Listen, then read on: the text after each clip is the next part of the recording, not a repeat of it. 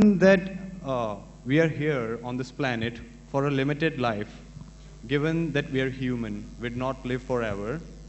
So, what do you think is a wise way to spend the years on this planet?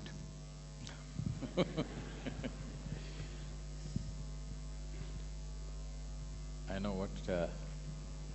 can you hear me? I know what all the professors would like me to say.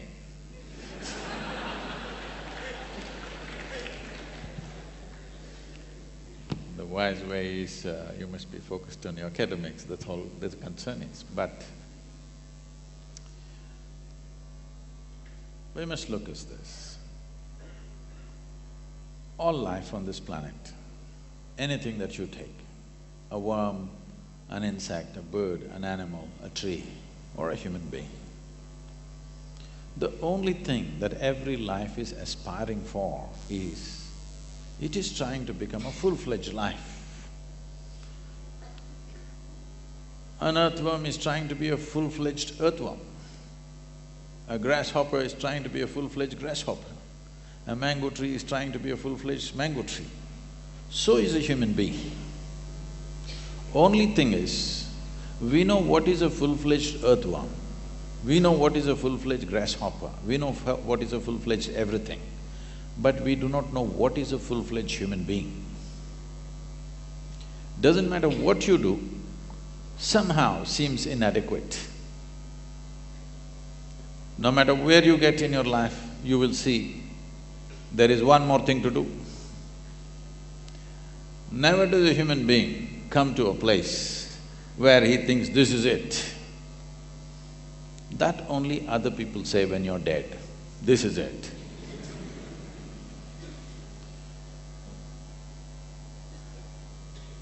So, the essential nature of life, not just human life, every life is, it is longing to become a full-fledged life.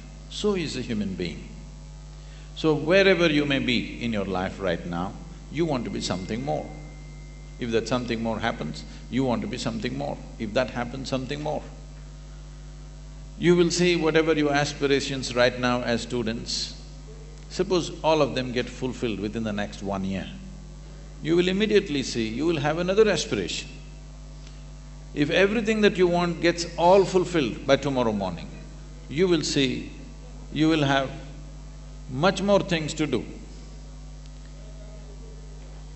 Because the very nature of being human is such, you always want to be something more. But if you really look at it, what you want is not something more, what you want is a limitless expansion. Even if I make you the king of this planet, don't look at me hopefully, huh? I will not make such a blunder. But suppose we make you the king of this planet, do you believe you will be fulfilled? You will look at the stars. If you have this planet in your hands, you will look at the stars. If I give you one galaxy, you will look at the next galaxy. This is the nature of the human being. There is something within us which is always longing to become boundless. But in most human beings, because of their fear of suffering, they think that if they desire for something and it doesn't happen, they will suffer. Because of the fear of suffering, this longing to become boundless is finding a very constipated expression. This constipated expression of longing for the boundless gets labeled as ambition. What you think is ambition is just a constipated expression for a boundless expansion that every life is longing for. But you will see in your life, no matter what happens, you will see you will want something more. This, somebody may label it as greed, it is not about greed. Because the very nature of the human being is such, no matter how many pacifist philosophies you teach him, you cannot contain him. People have told you, you must be happy with what you have, whatever God has given you, that should be the right thing for you. But it's not worked for one human being on the planet. It only works either when you're very sick or very old. Otherwise, if you have little energy coursing through your body, you want to do something more. So it's not more. A human being, there is something within you which doesn't like boundaries. If I imprison you in a 5x5 cubicle, you will feel terribly imprisoned.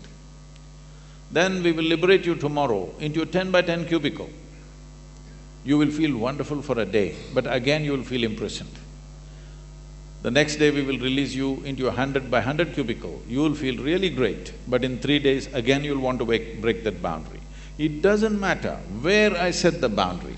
The moment you become conscious of the boundary, you want to break that boundary. This is the nature of the human being. So there is something within you which does not like boundaries. So if you do not like boundaries, what should you seek? That's a question. As long as you live in the physical nature of the existence, the very nature of physicality is a defined boundary. Only because there is a defined boundary, physical is possible. We can call this a physical body because it has boundaries. If I pull out all the boundaries, this will not be physical anymore. So somewhere, unconsciously, every human being is wanting to touch a dimension beyond physical nature. If you touch a dimension beyond the physical nature, then we use the much maligned and corrupted word called spirituality. Spiritual means not looking up or looking down. Spiritual means your experience of life has transcended the limitations of being physical. Something more than physical is happening to you. This means you are on the spiritual process. So this longing is there in every human being. So essentially, what you do in your life, our activity is not about us. Activity is about the world that we live in. Today, you're here in 21st century, so you guys are in IIT. Suppose you were here 5,000 years ago, where would you be? In the jungle. Huh? No. You know, 5,000 years ago, they were talking Mahabharata, Ramayana, so you would be in one of those armies trying to shoot an arrow. You can't shoot anything. You would try to learn to fight with somebody in a sword or something else of the day. I'm saying, your mind, your application, your fulfillment in activity would be all that type of activity relevant to the times. Our activity is always about the times in which we exist. It's not about us really. What times do we exist? What is most needed right now? That's what we do. But how to be is the question. If it comes to how to be, there's only one way to be, that somewhere in every human being there is a longing to expand beyond physical limitations. This is happening in 4 different ways. If it finds a very basic physical expression, we call this sexuality. You're trying to expand the boundaries of who you are. What you are not, you're trying to include as yourself. This is what sexuality is. If it finds an emotional expression, we call this love. Once again, something that is not you, you're trying to make it a part of you. If it finds a mental expression, it gets labeled as ambition, greed, conquest, or simply shopping. If it finds a conscious expression, then we call it yoga. Yoga means not twisting your body or turning your body, yoga means union. In some way, consciously you learned how to obliterate the boundaries of your individual nature.